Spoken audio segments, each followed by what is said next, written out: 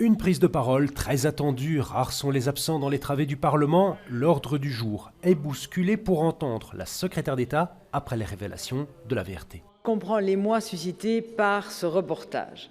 Je comprends les inquiétudes, les interrogations et même le ressentiment chez certains citoyens qui contribuent à éroder la confiance, car on touche ici aux personnes les plus fragilisées. Dans le contexte de crise du logement que nous connaissons, nous devons être irréprochables et transparents. À la tribune et à notre micro, le discours est bien rodé. Ce que je m'efforce de faire avec la SLRB, qui est la tutelle sur les logements sociaux et sur le foyer anderlechtois, c'est de faire toute la transparence. De faire toute la transparence sur le respect des procédures de mutation, de dérogation, de désignation dans les logements sociaux.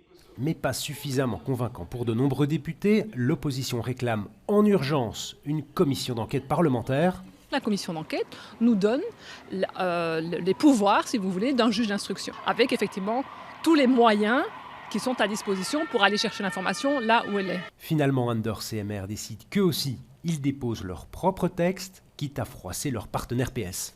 C'est un partenaire auquel on doit faire attention. On a eu des discussions avec le PS ce matin. Il savait qu'on allait introduire un texte. Ce n'est pas facile. Il y a des tensions, mais je pense que tout le monde a intérêt finalement de faire en sorte de passer outre ces difficultés. On ne va pas pouvoir faire semblant et croire qu'on va l'ignorer, qu'on va regarder ailleurs et que les choses vont se passer.